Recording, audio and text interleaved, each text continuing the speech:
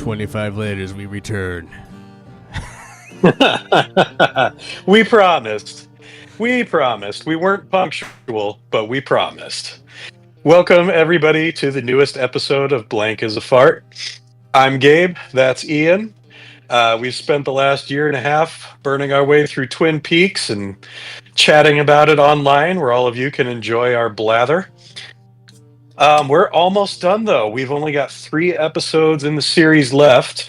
We've promised you a bonus episode with like coverage of supplemental material and our, what Twin Peaks means to me essays that we plan to present at the end of all of this, like a thesis of some sort. But yeah, we're sorry to keep you waiting. We've had life going on, but we're back and we're ready to rock. And on a pretty good episode, I think, too. Actually feels like we build some momentum here for the first time in a long time. I mean, why couldn't we just have this as episode like 4 or 5? We could cut out all that fat in the middle and just made this happen in like a miniseries. Could have been. Yeah, shoot the golden goose in episode 3 because that worked so well for the original series, right? An Emmy award-winning, Still was. I think, or maybe just the Golden Globe. I'd have to look that up. But yeah, that head bopper you heard over the opening title is called Big Old Dead. That's a song performed by a friend of the band, Domer.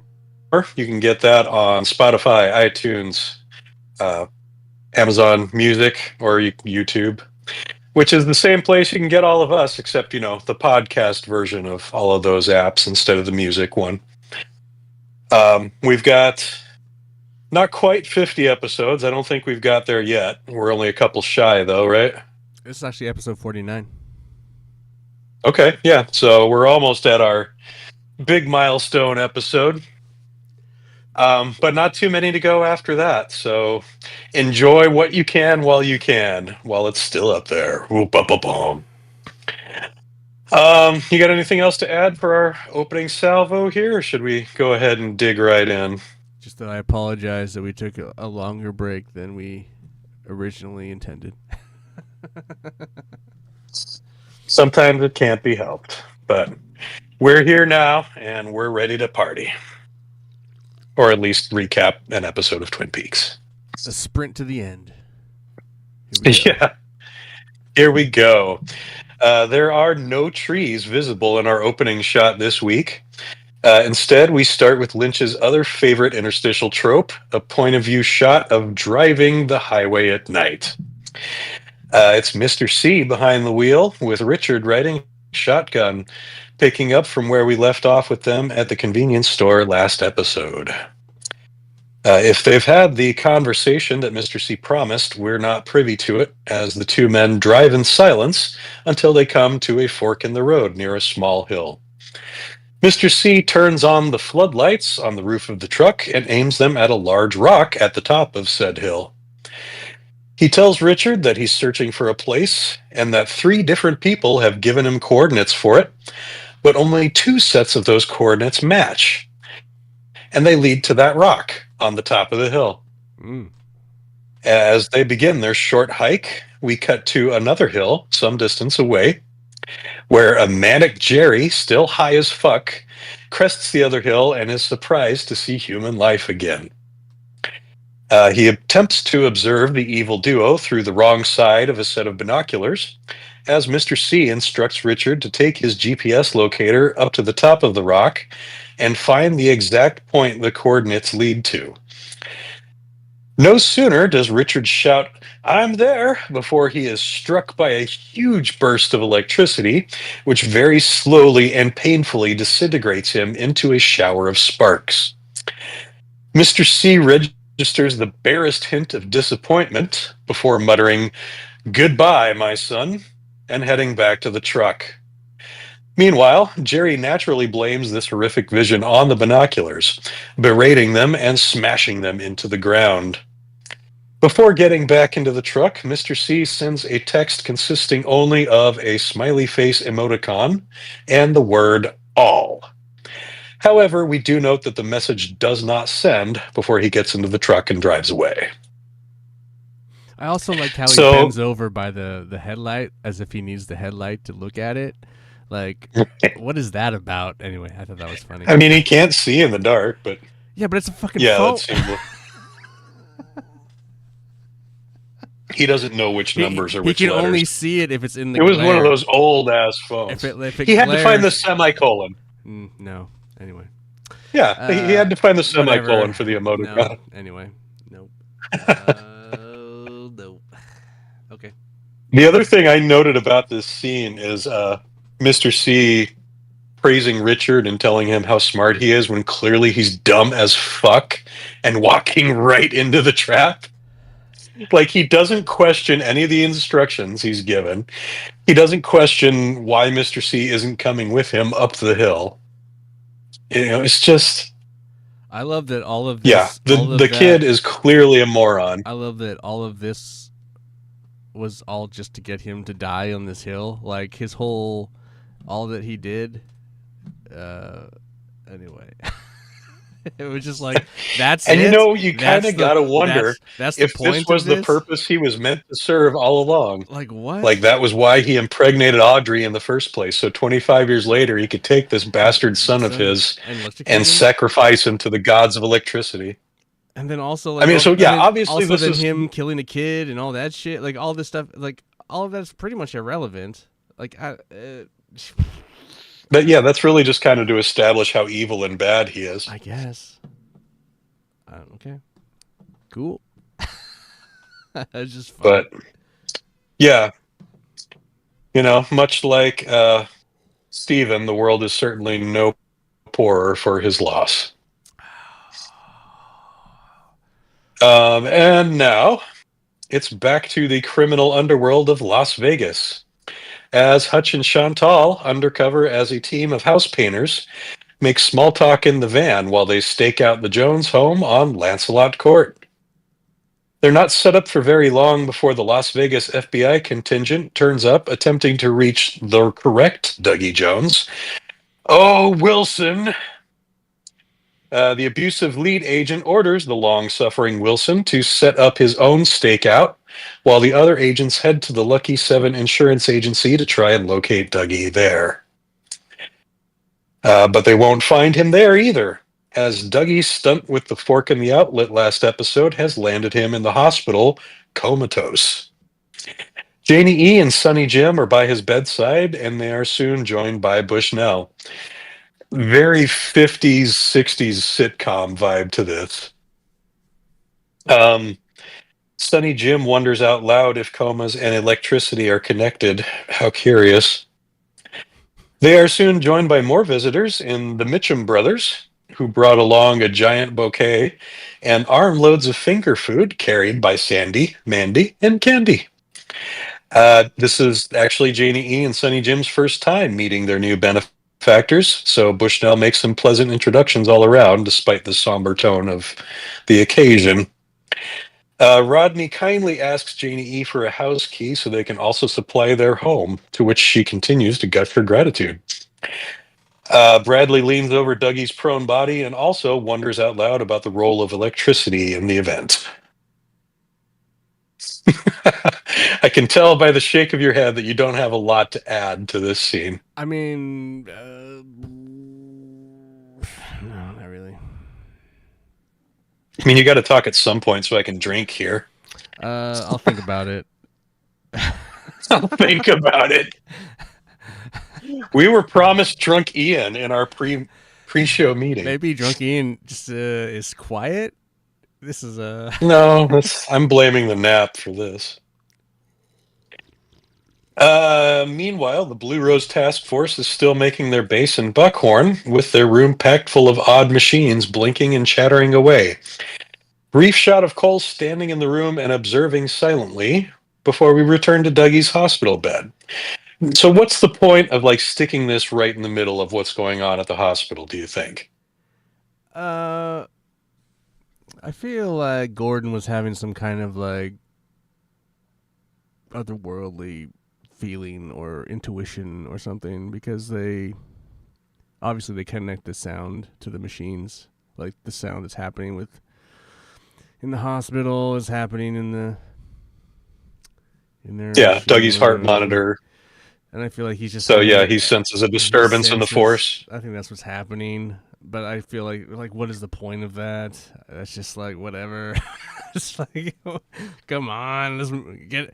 I Maybe will it's say, just to drive home that we're finally going to connect everything. I will say, it's kind of funny. It's kind of if you're a video professional, kind of like much like in Star Wars, where Lucas uses a giant television switcher to be the control for the Death Star.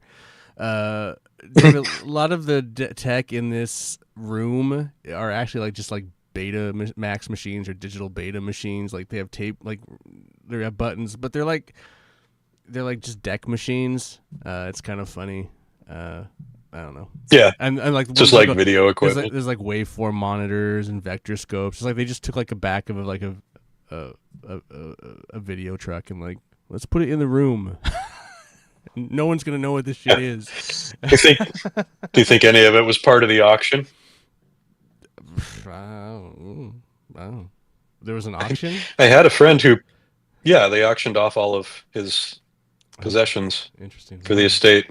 Had you not heard about any of that? No, I didn't. I mean, I mean that's production gear, so it's not necessarily he would have it. Potentially he would have it, but it also could have just. There was a lot of stuff. One of my friends put in a bid on his personal Laserdisc player.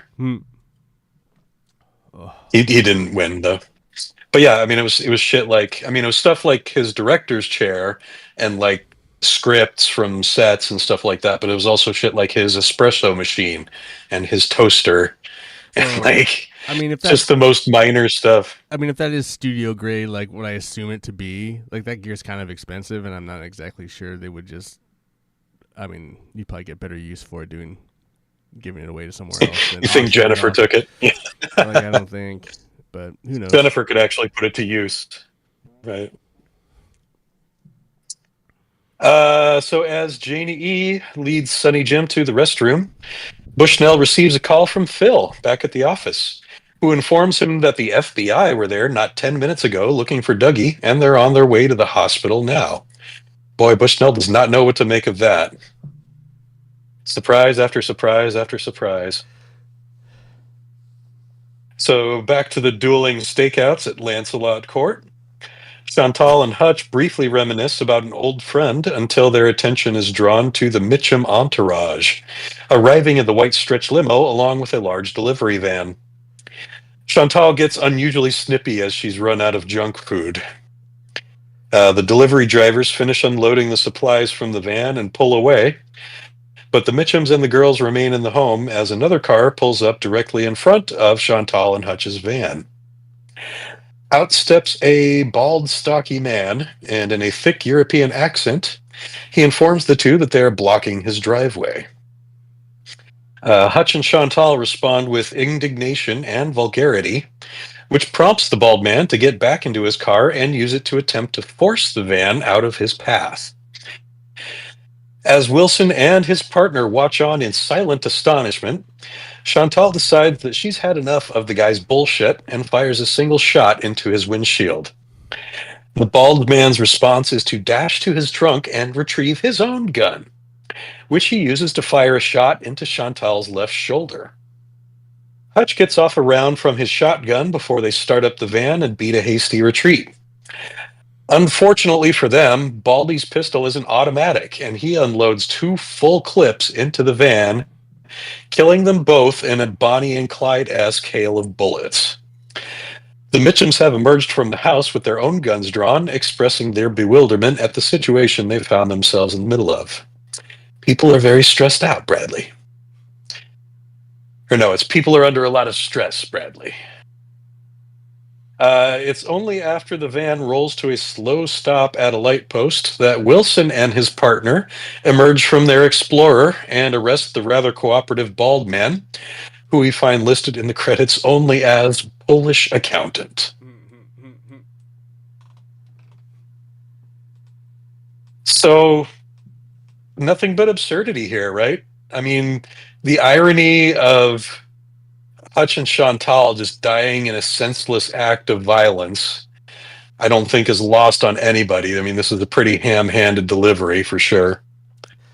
I mean, But Gabe, I mean, again, it smacks of Tarantino. Like every I inch of it. It just guess, but at least Tarantino stuff is usually somewhat triggered by something that was triggered by something else in the story. It's not just random dude creates mass havoc and then it just over. It's I mean, I would argue that a lot of the time Twin Peaks subtly makes the point that the things we think are coincidences really aren't.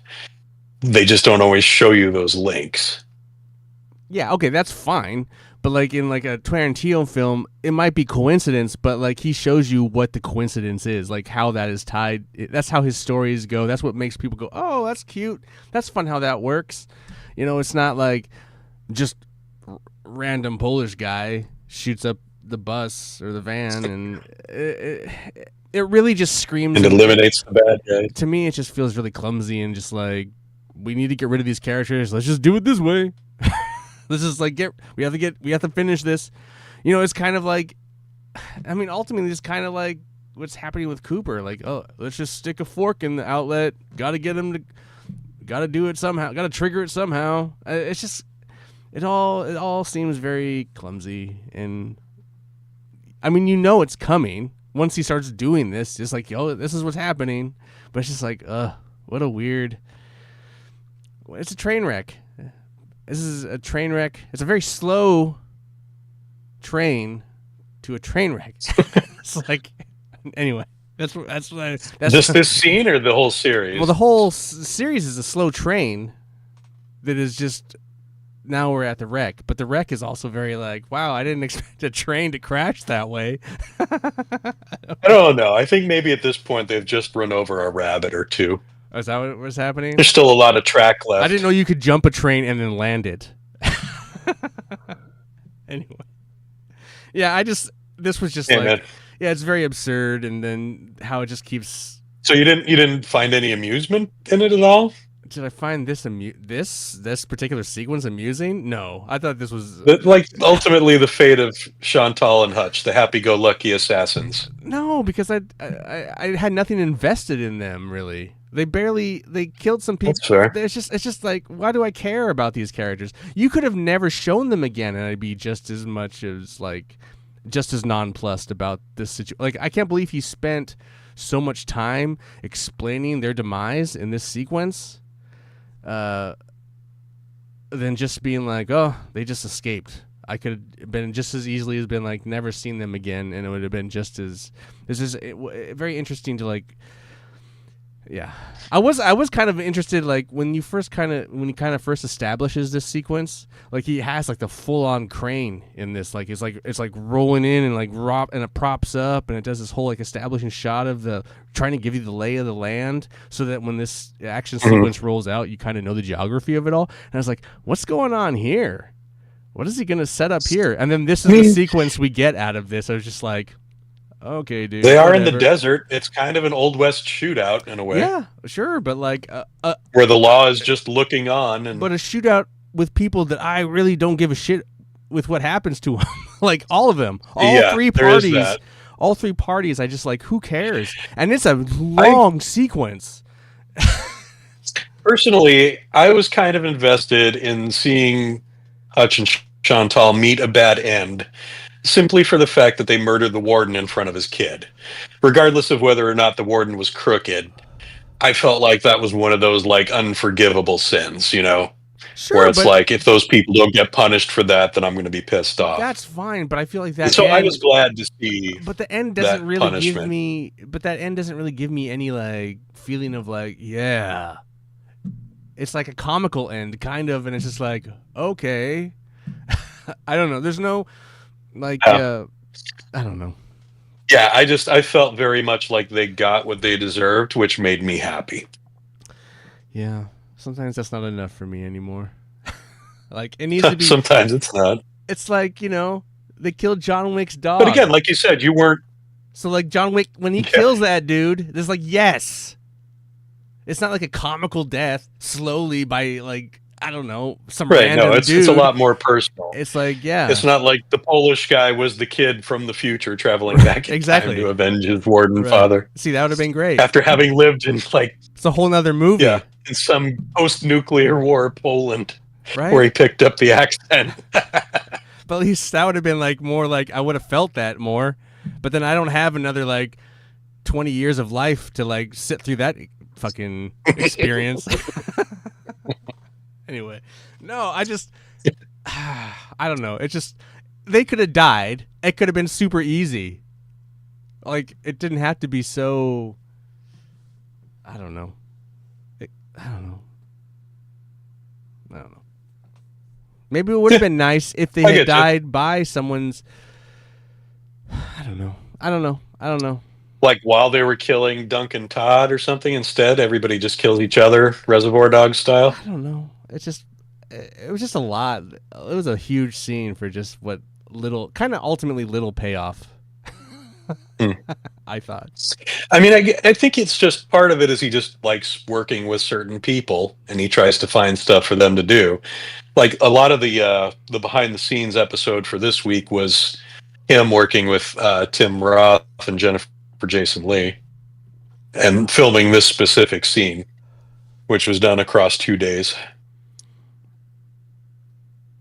But yeah, I mean, I really think that this was him just playing in his own sandbox, and you know, whatever we took out of that, your mileage may vary. Could have done something more fun. That's like, you know, it's true of a lot of the show. Mr. But C wanted to clean up loose ends, and like their last, they had to kill each other or something. I don't know. Like they each got a note that they had another, you know, something like I don't know, something a little more quantifying. I think that's been done. Well, sure. Oh, like and not random dude shooting. You're right. Random dude shooting them up, killing them not for necessarily no reason. in this way. just like I would rather. Different. I would rather. I mean, it's different, but it's also like non-important. It's just so. It just screams amateur, is what it does. And folks, Ian knows amateur. Trust me. 110%. That's right. Professional amateur. Professional amateur. Go watch my movie on YouTube. It has 63,000 views. Anyway. Just the one movie? Exploding Boy? You have several movies on YouTube, don't you? Yeah, but Exploding Boy, my big feature, has... Exploding Boy is the big feature, yes. But I was going to say, don't you have more than one movie that you want them to watch on YouTube? No, just that one. That has 63,000 views. I want them to, you know, watch the big one. That is a big one. Plus, it has Back at the hospital. Has a message of love, Gabe. A message of love. Yes. And we could all use more of that these days. I'm 100% serious when I say that. Back at the hospital. Yeah, I didn't want to blow that off with like a sarcastic anyway. No, love each other, you fuckers. Back at the hospital, Bushnell is drawn out of Dougie's room by a ringing sound. Did you recognize this one? The ringing sound. Okay. I don't remember now. This is the same noise that Ben and Beverly heard in the Great Northern. Oh, I didn't catch that. In Ben's office. Yeah. It's definitely the same kind of ringing pitch. Once Bushnell exits, one of the chairs by Dougie's bedside dissolves into a close-up of the one-armed man hanging out in the red room. As he appears, Dougie's eyes blink open. He sits up and removes the ventilator from his mouth, eyes wide and alert. "You are awake," the one-armed man says. "100%, Cooper replies. That's right, everybody. Cooper, the real Cooper, is at long last back and fully aware in the real world.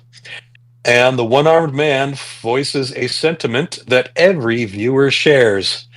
Finally!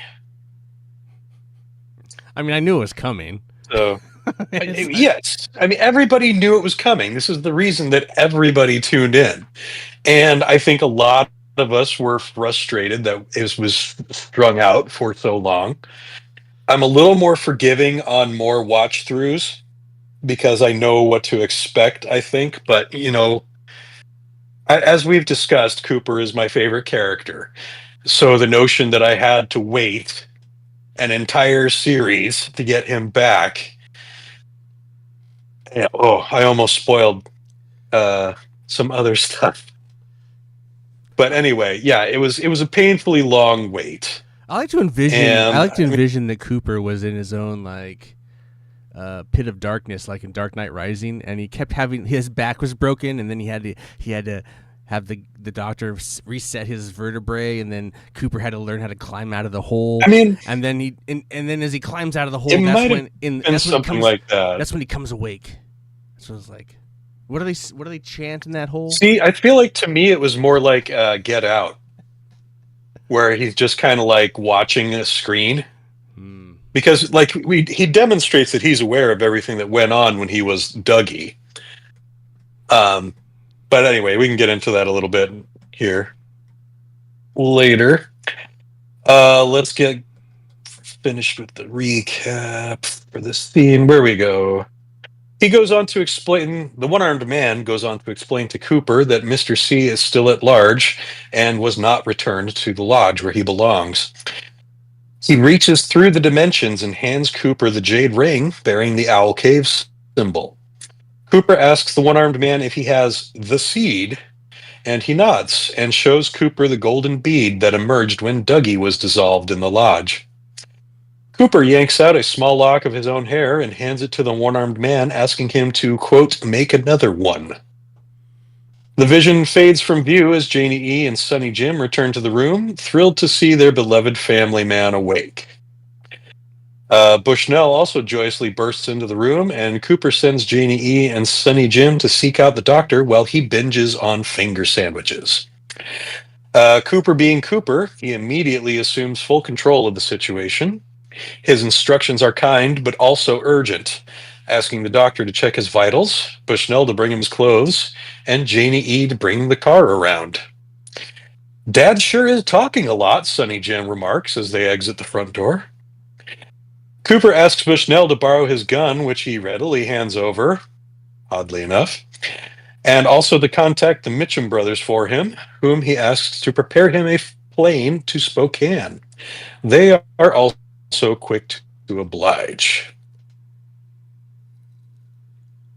The old familiar theme begins to swell in the background as Cooper hands Bushnell a note for Gordon Cole and thanks him for all he's done to help before he heads out the door. Bushnell calls out to him, "What about the FBI?"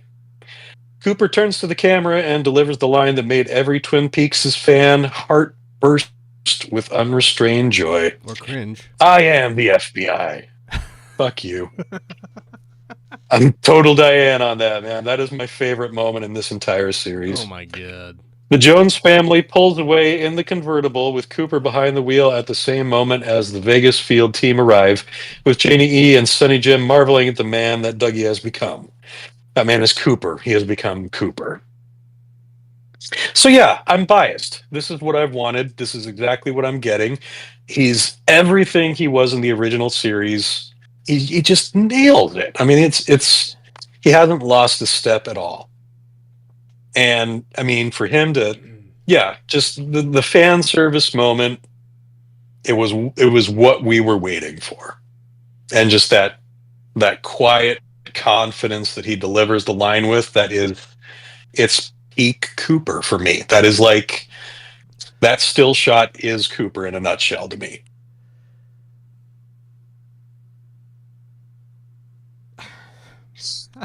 So I don't know. I mean, I just call it cringe if you like, but no. But the whole thing is just so like, what's like, this guy has been in this weird state for like days, and like the only comment is like, he sure is talking a lot from the kid. No one else seems to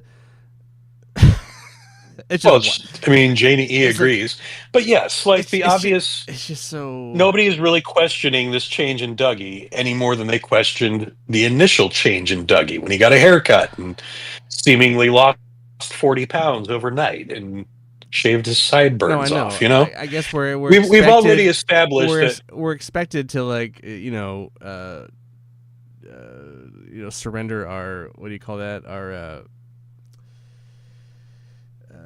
I forget the term, but Suspending our sense our of disbelief. disbelief. Yeah, it's like we're like, oh yeah, we're supposed to be okay with it, but like it just all seems so contrived, and it's just hard to watch all of this. And I just like I get that moment, and I get why people like you or the people that are Twin Peaks fans get that moment, and I get that that's him. But it's just like we went through all of that for this. It's just like No, I don't think so. I feel like this was a moment he felt obligated to put in.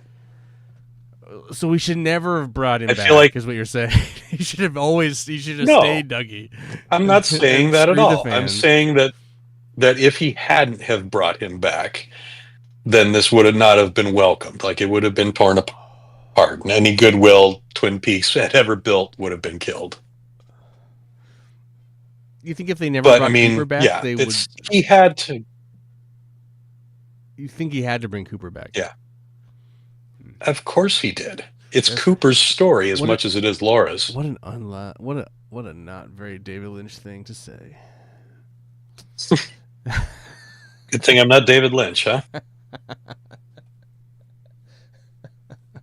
But yeah, I mean the added effect too of the original theme beginning to build in the background when we get Cooper back, it's it double punches the nostalgia for you. I just think it's wild that like we knew this moment was coming. Mm-hmm. At least I did. I feel like that's Yes. the whole point of this, and it's just like, really, when you look back at a lot of the stuff that happens in between this moment and the beginning, it's just like, I mean, there's just so many like whys. Like, what is the point of all of that shit? Like, you're just, I don't know. I don't know. It just makes me like. That's a point you've made a few times. Is that this just feels bloated and self-indulgent, and at times I've agreed with you. This scene, though, I don't feel is that. I feel like this is like if you were going to condense this into a 4-hour movie, this is a necessary scene. No, I'm not saying this is not a necessary scene. I just feel like it still doesn't feel very earned. It still feels very like just I don't know. It just like I don't know. Like I don't know. I mean, I feel like Dougie has achieved all the success that he was set out to achieve. Which was, but yes, why? Well, I mean, it's all in the timing, I guess. Like, why couldn't they have set up the assassination on Dougie, and that could have alluded to the the doctor's appointment? Him being in the hospital. Like, I just feel like there's better ways to. Maybe, and then because of that happens, then maybe the brothers go and assassinate the other people. Like I just feel like there could have been a tighter, more thought out, more just way better. This is all very messy, and I just find it all very like very, I don't know. It's just very frustrating because, like, yes, you want that moment. I 100% believe that you want. Yes, I'm the FBI. I get that. You want those moments in all your kind of like franchise stuff. I just feel like it's so goofy, and like it could have been better, and I guess I feel gypped. But what am I expecting from this show that I'm not super fan of? So I just keep thinking like, wow, there could have just been. It all happened so weird. I don't know. It's just. Oh, just you wait. I want to see. Well, I'm sure. I can't. I mean, honestly, this could have just been it, really. But yes, all right. Oh, there's still work to be done. And after work that'll never be done. That's true. And after light, there is naturally dark. The theme music continues to linger a little bit in the background as we cut to Diane seated at her usual perch at the bar, with a lit cigarette and a mostly finished drink. The music stops very abruptly when Diane reads the text that she just received, a smiley face emoticon, and the word all. We know where that came from.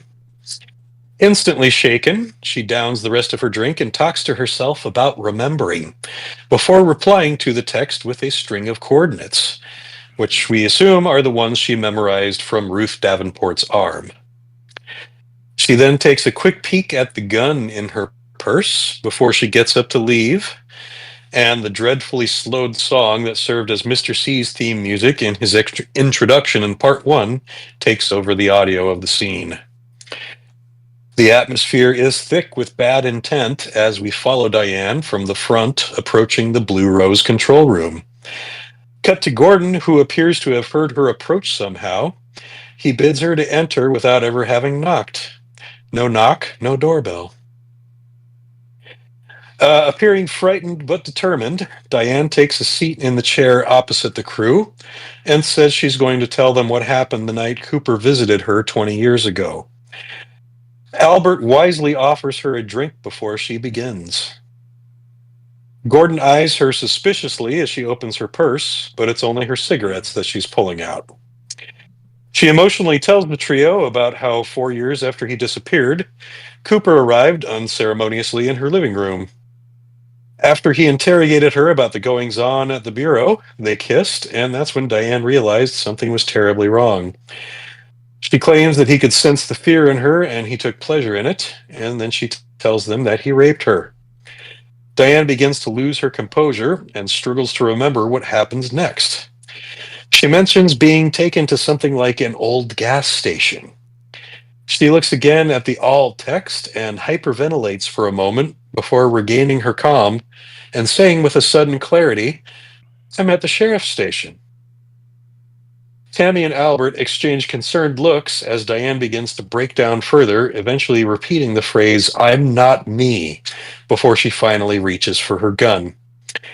Albert and Tammy are faster, though, and they get off 3 shots before Diane can get off 1. But there's no blood, there's no body. Diane is simply yanked away into nothingness, much in the same fashion that we saw Laura Palmer leave the Red Room in that first episode. As they stare at the bullet holes in the back of the chair that Diane had just occupied, Tammy is obviously exhilarated at her first paranormal experience on the job. But both Gordon and Albert remain impassive as they ponder the nature of the sheriff's station statement. All right. So,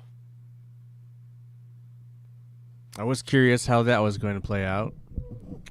yeah, I mean, we'd already known that she was like under his thrall or whatever, Yes. but yeah, the notion of another tulpa, honestly, I kind of had an inkling, and I'll explain later. But yeah, this one didn't take me totally by surprise when it happened. What does take me by surprise is that, like, this particular tulpa is like an exact copy. Whereas if you look at Dougie, like we have to think of Dougie as a tulpa of Mr. C, though, not as a tulpa of Cooper, because like Dougie, the original Dougie, obviously shares these same lecherous traits. Given his fondness for gambling and whoring, he's not a good person, but he's not an exact double of Mr. C either. At least, like if he had a murder spree that he had hidden trophies in his basement of or something, we didn't add that to the mix. That might have been even more convoluted. But so yeah, like she mentions the gas station, which means that she wasn't created in the Red Room. She was created by the Woodsmen, or in like the evil space. So again, I think that again lends credence to like the Red Room isn't necessarily a bad place or a good place.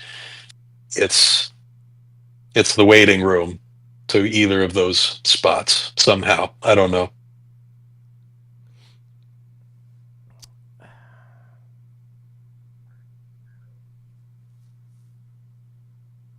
Well, I guess, but then that's where the evil Mr. C's from. See, that's even more complicated now, isn't it? Because no, again, like we've shown that good and evil spirits can occupy the red room. Yes. Like both of them can use it as a gateway. So, like, yeah, Mr. C's like the evil doppelganger originated in like the gas station half of the red room.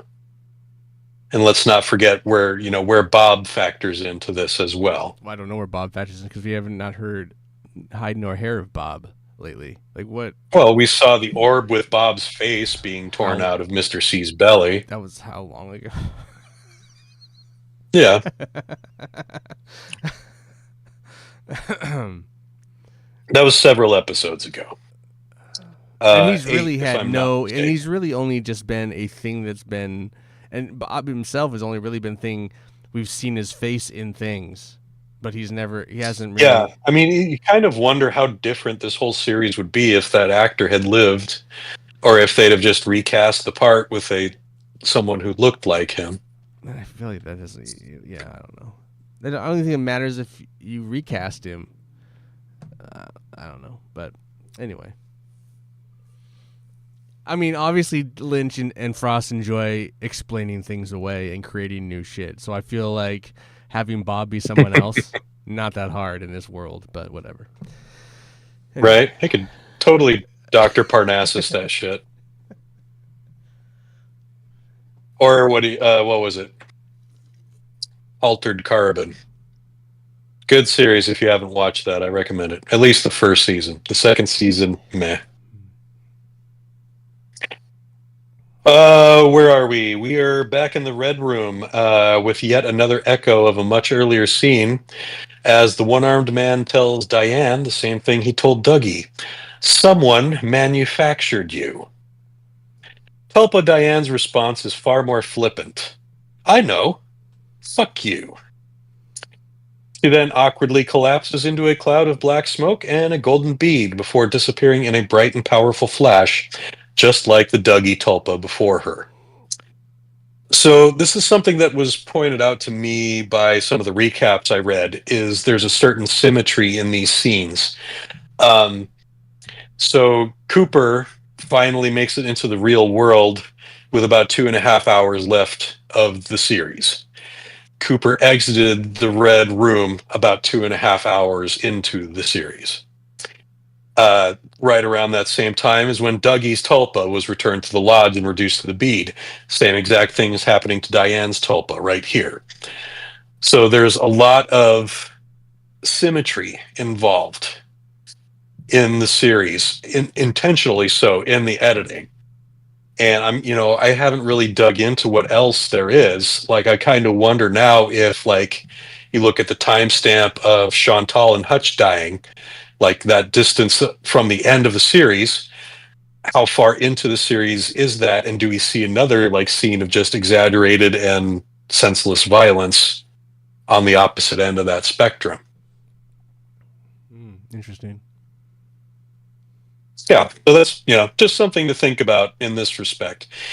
I guess it's one way to excuse the lack of Cooper that we actually get, but it is also something to think about, and like whether it means something or whether it's just aesthetically pleasing to someone in the editing room. Who knows? Or it's just fucking coincidence. I don't think it's a coincidence. Not with the level of control that Lynch exerts over his work. I doubt it's a coincidence. It could be, though. It could just be dumb luck.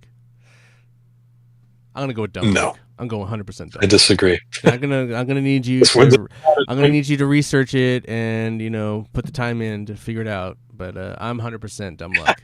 100%. I don't think we're gonna get a final answer on that. I think that's just going to be a subject of debate for many years. Dissect and get the perfect timestamps and see if it sets it up or not. If it does, then okay. But like until then, I'm just going to say it's 100% dumb luck because I don't think he's that smart. It's not exact. I don't think he's that talented at this point. He's like old man, just having fun with his friends. Folks.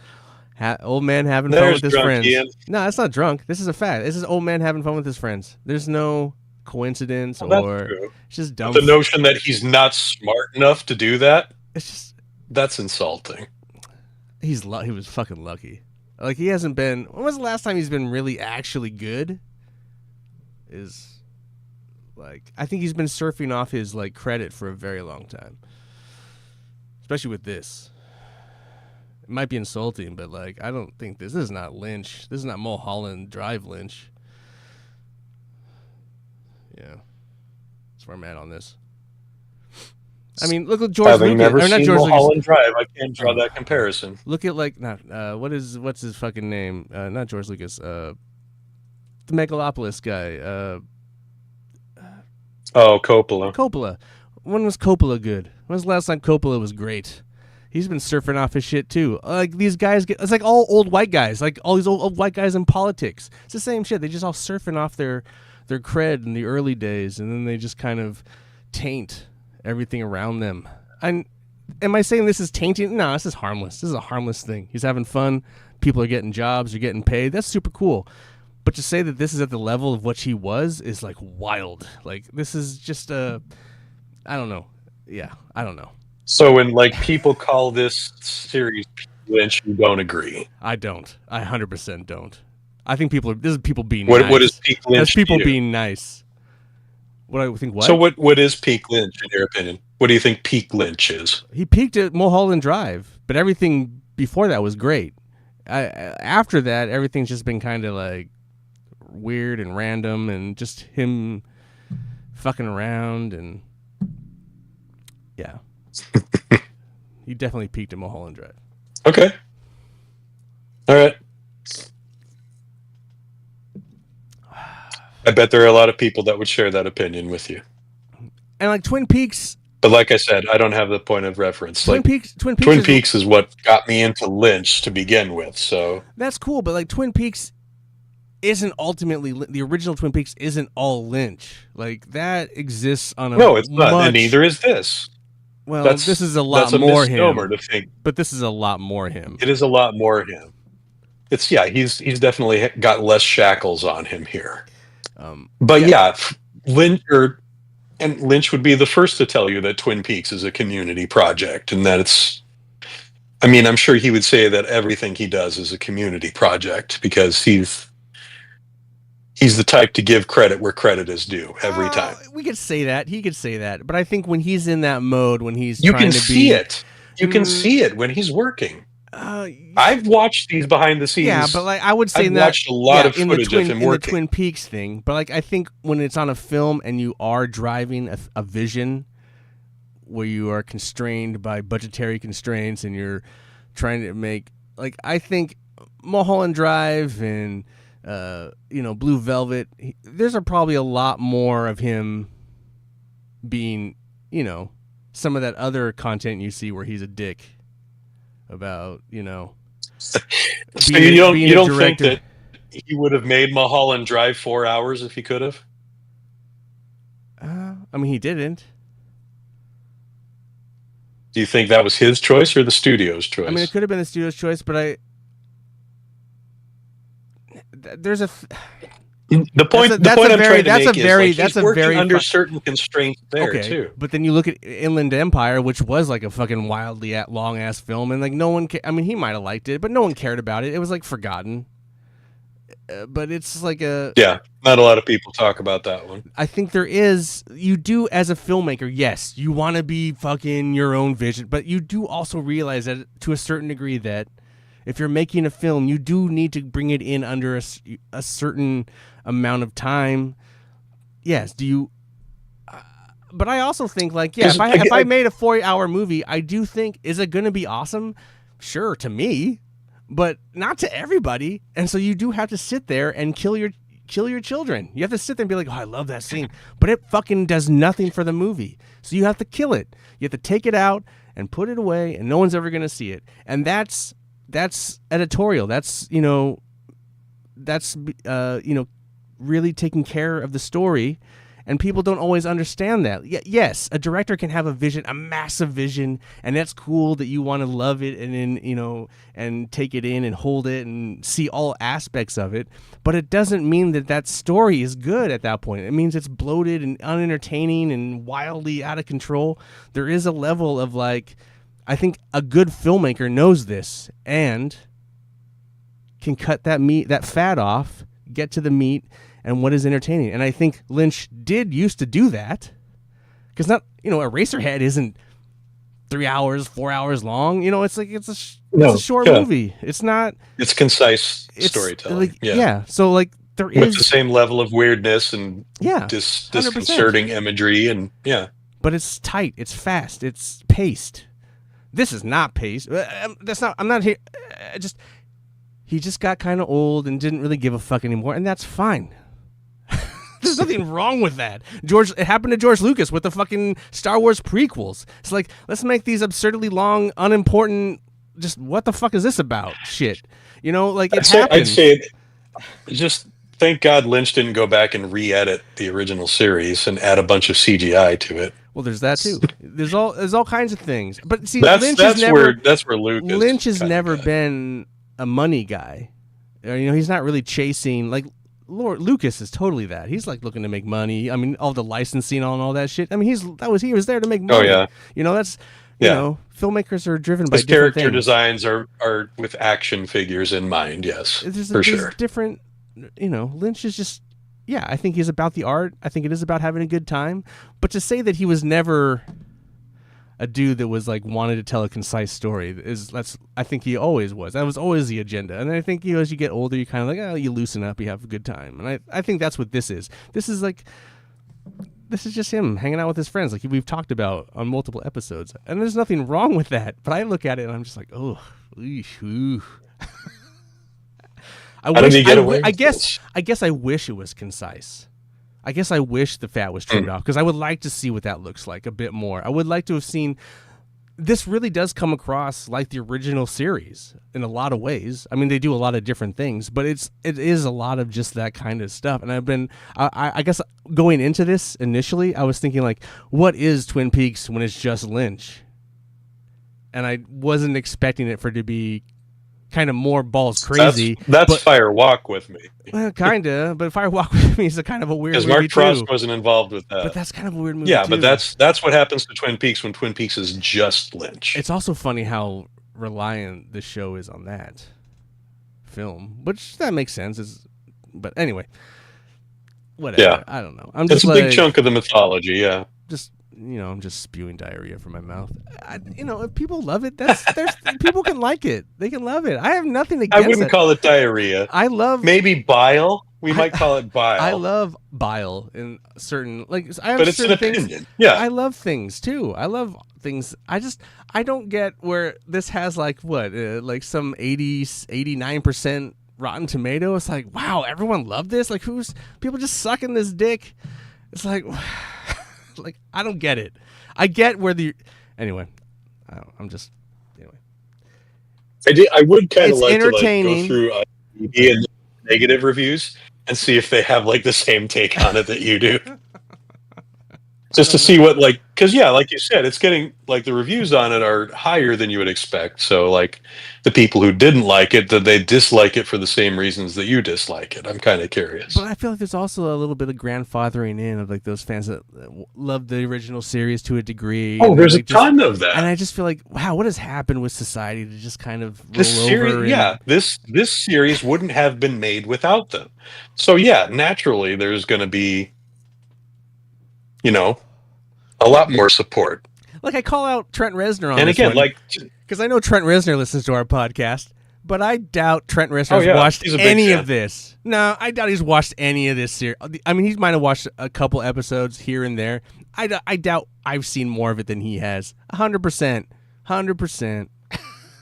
I'm calling him out. Calling him out 100%. I don't think so. He's too busy. He's too busy making kids, Dude, it's been out. scoring films, touring. He ain't got time to watch this. So, dude, he just does that 8 to 5. He's got a structured life, dude. Yeah, you can watch it on the tour bus. He ain't watching this shit, man. He watched it. Nope, he ain't watched it. You want All him to right. watch it, but Back he ain't to watched it. recap. I got my beliefs. You got yours. Anyway, the Jones family arrives at the casino and greets the Mitchum brothers briefly before Cooper has to pull Janie E. and Sonny Jim aside, where he tries his best to give an honest and heartfelt goodbye while still convincing them that he, meaning Dougie, will be back. He even slips for a minute and refers to Dougie in the third person. Janie E. and Sonny Jim appear to finally be cottoning on to the fact that this isn't the Dougie they know and love, but they're still reluctant to let him go for obvious reasons. Janie E. offers one final passionate kiss and thanks in farewell. So I'll tell you what this reminded me of. There Con is the Air. Scorsese film. No, way off. Uh, Last Temptation of Christ. I haven't seen that. The Scorsese film Yeah, I haven't seen that. with Defoe as Jesus, and Yes, again, I have not. I know of it. I've seen scenes from it, but I have not watched it. No, I'm really kind of surprised about that.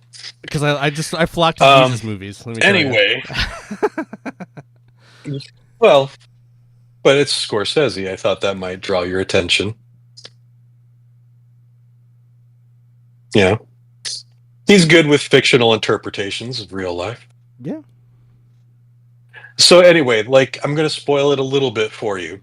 He dies. The main twist of it is this notion. Yes, he dies at the end, but as he's dying, he has a vision um, of having a normal life, like getting married and having kids and being a dad, and this is his final temptation. This is his true last temptation. It's not renouncing God. Well, it is renouncing God, but it's renouncing God for the love of, Sure. for procreating, which, the Lord says we should do. So but I'm saying it's similar to what's happening with Cooper here, is like, he's obviously drawn to this quest that the fireman has him on.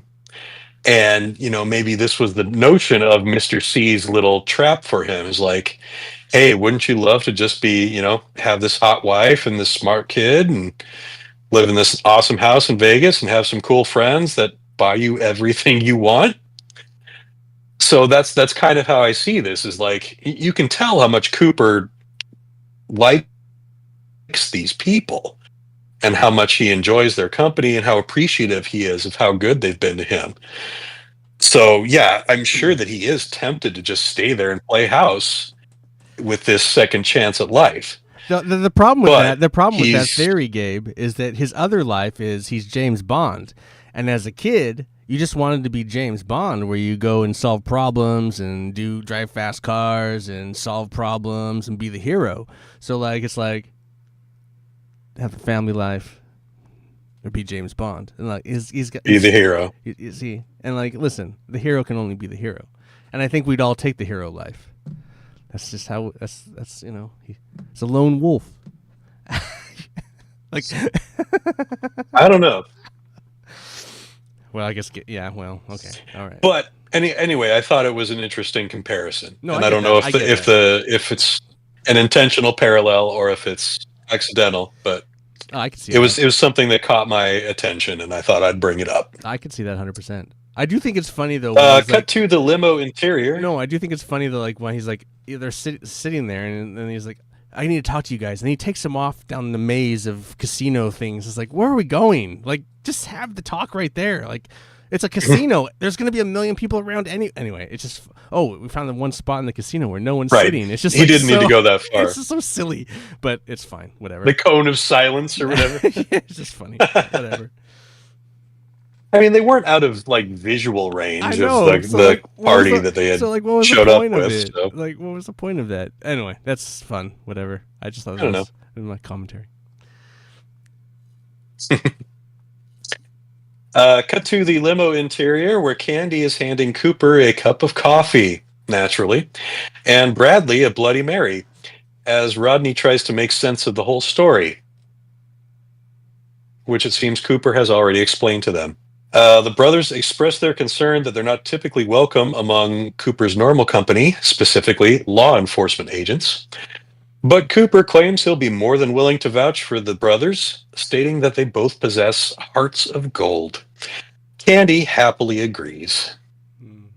Yes. I thought this was a fun little scene. I mean, again, we get to see,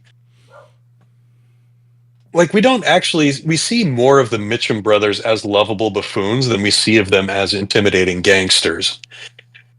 And that transition, though, was pretty subtle in the beginning. Because, like, the first impression we get from them is they're just beating the shit out of the pit boss and throwing him out. And, even Jim Belushi manages to seem intimidating for half a tick.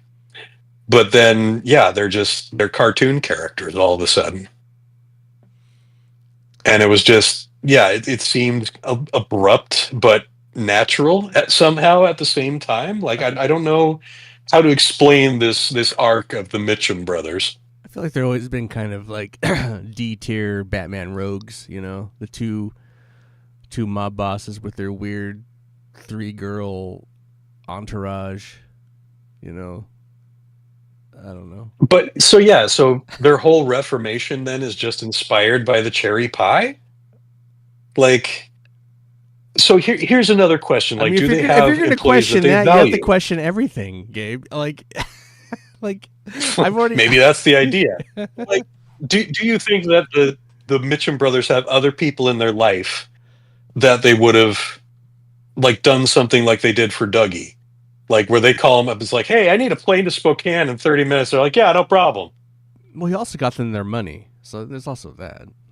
I mean, yes, there is the whole, thanks to him, they are $30 million richer. So, yeah, they're probably a little cavalier with that. But, like, again, like, well, and they do discuss how, like, the triplets, or whatever you want to call them, like, they're pretty much helpless without the Mitchums. Like, they'd have nowhere to go. They'd be out on the street, la la la la la. So they're really a charity case for them. I don't think there's really. So, I mean, there's. I don't think there really is anything other than this is what the script asked for. Unfortunately, I don't think there's much. I don't think there's much more depth around that. Like, it wasn't. That's such a cop out answer. It's not a cop out answer, though. I think that's 100% what But this I'm is asking, about. what's your opinion? That's my opinion. I just feel like these were like simpleton characters. That's my opinion. Is I don't want to come up with my own opinion. No, that is my opinion. That's not There's a technical there is analysis nothing of it. else there. They didn't. If there was something else there, I would feel more about them. Like a good character, there's a lot about them. There's something about them that is in the story, that is in the acting, that is exuded in what I'm watching. That is not really happening with these characters. They're just characters that are here to get us. They're like plot devices. They're literally like plot devices. That's how I've seen them, like Rodney, more so than anything. When Rodney was talking to Janie E., I felt like he was exuding true goodness. Like, Bradley was still kind of like the electricity. No, sure. But Rodney was just like super gentle and like super. Yeah, you can act. That's different. Like, he didn't. You can act. It was good. Like a complete switch had been flipped for him. No, you can act good and portray something in a good manner and give that conveying answer. But there's still nothing that says that, like, there's nothing in his story that says why he should do that. There's no backstory or some scene that gave us that he has this in him. Like, this is like, we're just meant to believe. Aside like, from the implication that they're looking after the girls. I guess. I mean, for all I guess. I don't know. That's so vague. That's so vague, though. I'll admit that. It's just, that's what I'm saying. They're just they're a collection of plot devices to get us from point A to point B, and in this case, literally from point A to point B. Like, I need a plane to get me from here to there. Like, it's an unfortunate, but it's kind of how a lot of these characters are, and that's my trouble with it. I'm not really invested in them because he hasn't given me a real reason to. And so, like, yeah, sure, he can act nice to Gina E about that situation, but it's like, it doesn't. He didn't earn it. There's no. I don't know. It's. That's just where I I'm can see at. that argument. That's just where I'm at Yeah, with a no, lot that's of fair. this. So it's just very. If you don't have the background of the 25-year nostalgia, there's and yet there were some of the new characters that I struggled to relate to as well. Um, but yeah, the nostalgia offers a lot of forgiveness and a lot of goodwill for stuff that What also nostalgia, people who aren't but nostalgia also creates this like sense of like I should I should trust it, regardless. He took me on this ride before, I had a good time. Just I'm just gonna trust it because of it, even if that trust is just kind of unwarranted, or that's kind of the one of those. That's what kind of a difficult thing with nostalgia. It's like, you know, like Star Wars, like Force Awakens. We're meant to just trust that situation because we know these characters, but then these characters get put in situations that we're like, what? I don't know if I believe that. But they deliver it well. So right. we're rocked into a sensibility of being okay with it. But dude, that's all part of that. I don't know. Ultimately, it comes down to the story, and if that story does good service to the characters, or just kind of betrays them, or just creates them as like a plot device. And I think in a lot of cases, these side characters are just plot devices to get us to a place where Mark Frost and David Lynch want us to get to, And that's what I see when I watch it. And that's why I like, when I think about it, it's like, well, if we could have trimmed that or made this character a little more interesting here, we could have, like, I don't know. You could do a lot of things, He doesn't really do. He doesn't really make characters super sympathetic, I don't know. Anyway, things just happen to characters. They just happen to shit just happens. It's like, oh, okay. I think that's where Frost comes in. Like, Frost is the one who adds humanity to the characters. There's characters that are sympathetic. I feel like Bobby is probably the most sympathetic character in The Return. Oh, 100%. He seems the most real. But I have a feeling that he's just going to get short-shifted. Because here's the thing. Okay. See, Bobby's a great example, Gabe. You bring this up. So in the original series, didn't much care for Bobby, but we know his trajectory and everything he does. 25 years pass, you come back to Bobby, and it really looks like some shit went down. Whatever, he tried to clean up his act or whatever. He got married to, what's her name? They had a kid. Shelly. Things didn't quite work out. He's working. He seems to be in a good place. He's trying to make it work. And then they give him some information, about his dad, and that kind of rekindles some information that we know about from the past series. And so it kind of builds him up into this character that we like. It's like we want to see more from him, but that we don't get that, which it sucks because that is a character we are now invested in, and that the story has we want to know about this guy more now. Like, and I have a feeling that it's not going to end well, or not at all, or we're just, I don't know.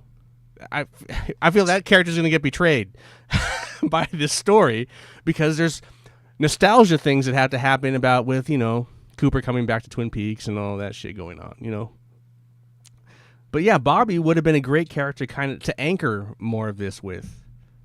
He would have been, and he's clearly a way better actor too. So there's a lot of that. I don't know. Anyway. Yeah. Obviously has improved from. I don't know, man. But yeah, I mean, I would bring him up as one of the characters that was well humanized in this series versus like someone like the Mitchums or Richard Horn.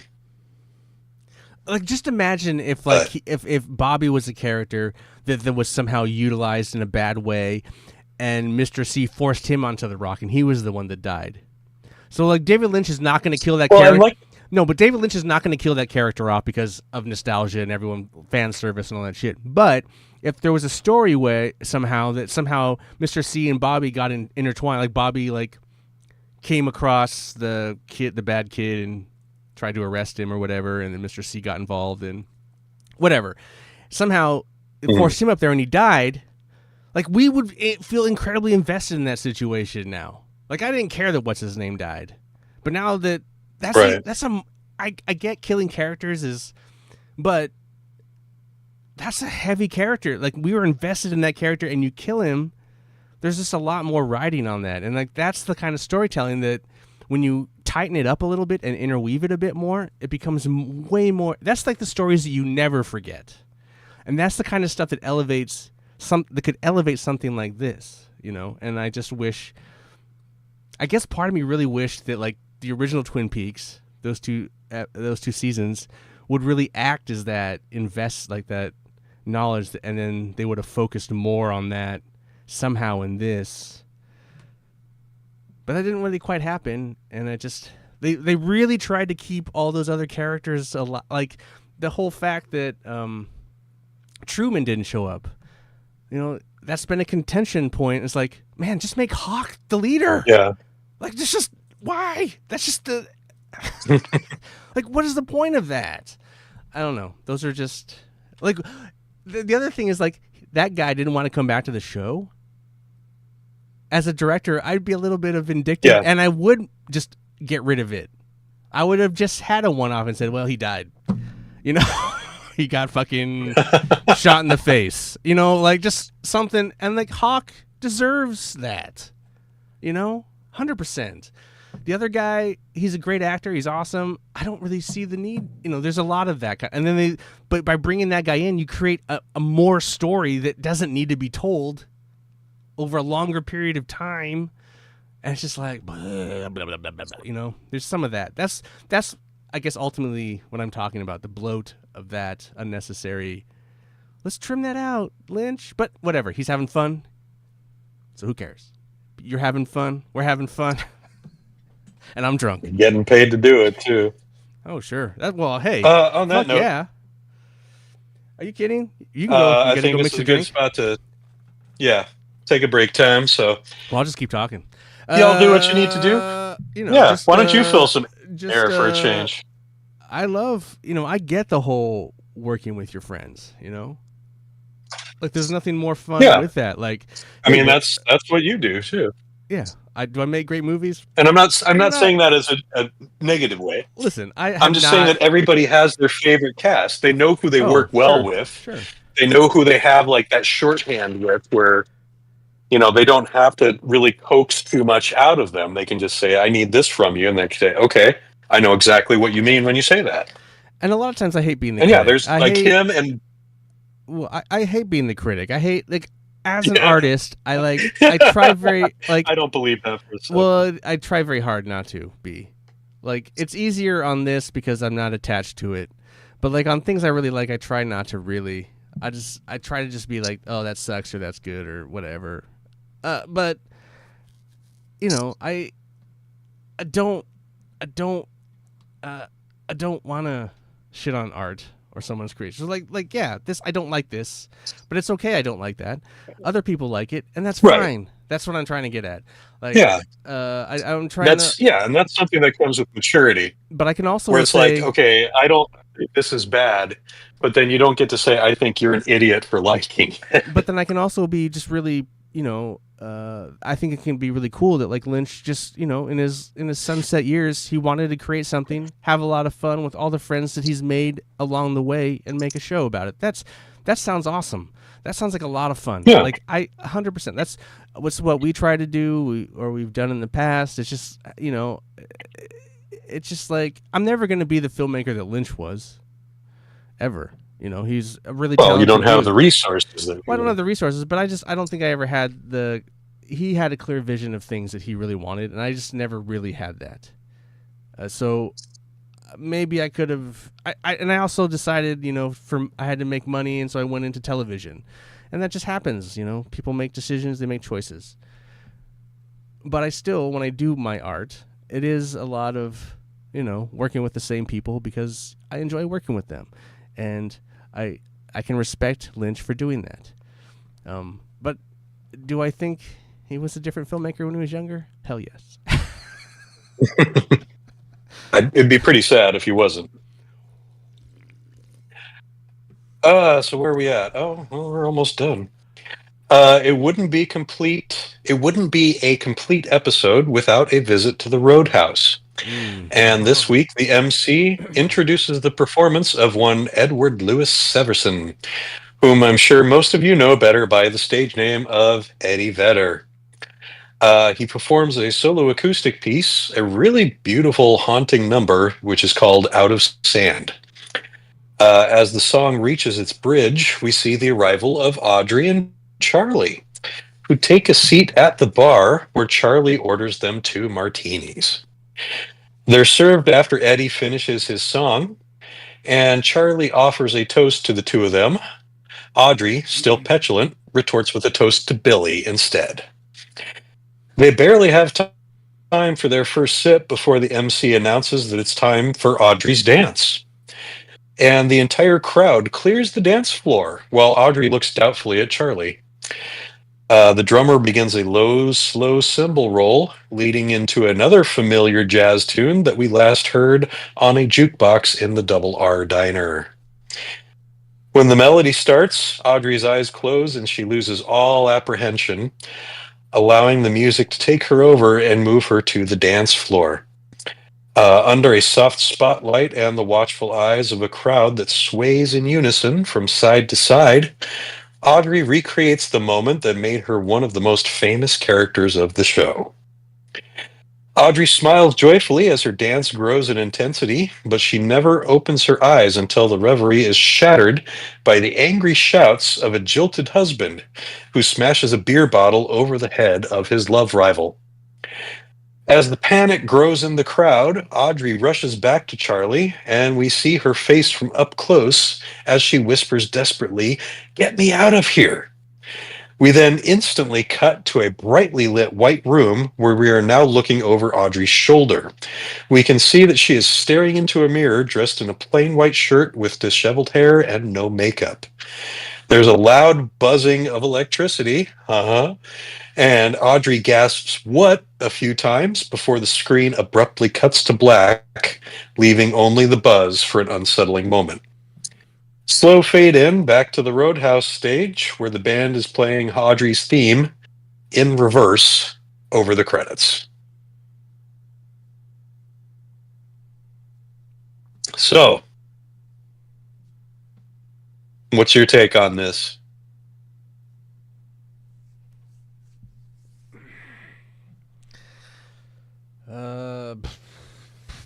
I mean, I'm guessing she's dead. That's all.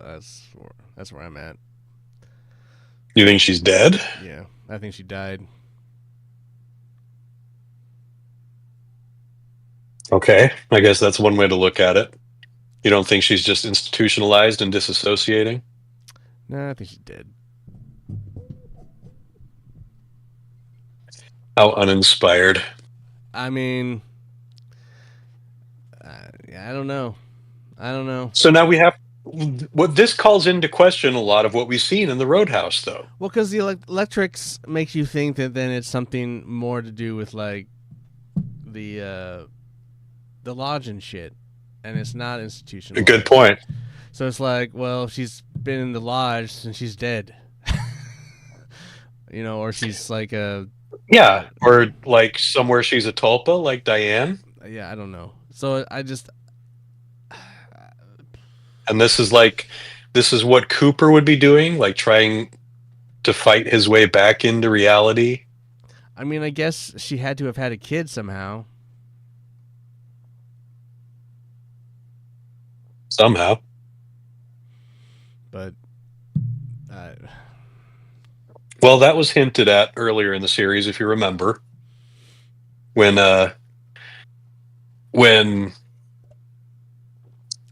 Sheriff Frank Truman spoke to Doc Hayward on the computer embedded in his desk.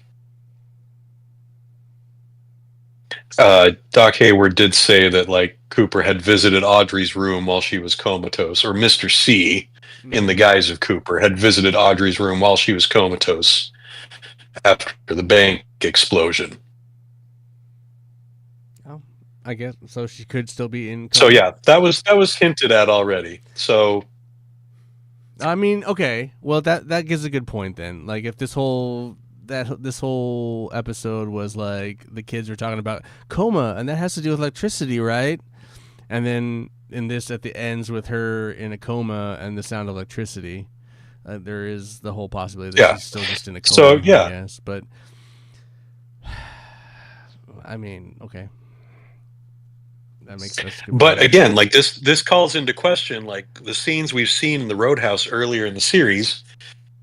How many of those are true, and how many of those are part of Audrey's fiction? But then, because we've seen characters that we know are real in the Roadhouse. Sure. James and Freddie were in the Roadhouse. Shelley was in the Roadhouse with her friends. But James is mental now. I mean, he's like, yeah, obviously he could have been in a coma for a minute and then came out. Is the Roadhouse code is the Roadhouse code for asylum? For a coma? Well, if so, when was Shelley in a coma? But this is question. Oh, okay. I see what you're saying. So you're saying Mr. C my theory raped her in a coma? That's the going. Audrey? That's what we're going with? I'm with? pretty sure that was a given, yeah. That's not what I took that. Because he flat out called Richard his son. No, I know he did. So when else would that have happened? Okay. Well, then who's Billy still? That's what I don't understand. Billy is a figment of Audrey's imagination. Billy Zane. Who's Charlie? Billy Zane, baby. Maybe that's what it's referring to.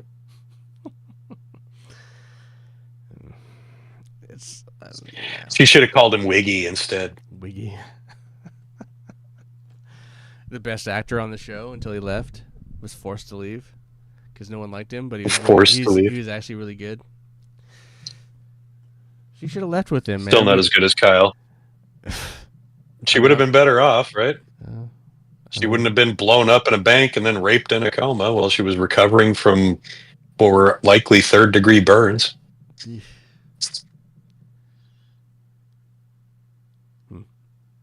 poor Logan. Yeah, there are fates worse than death. Yeah, spider death. Oh. You may be surprised.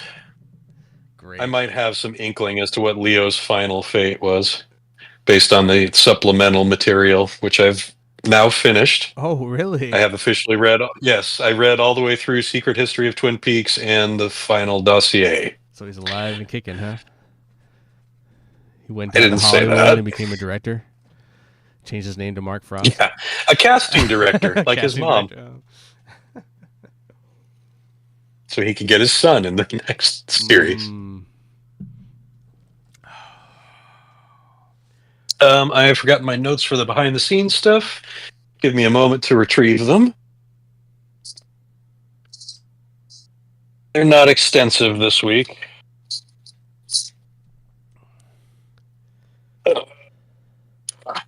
Where did I leave them? I put them all the way at the end for some dumb reason.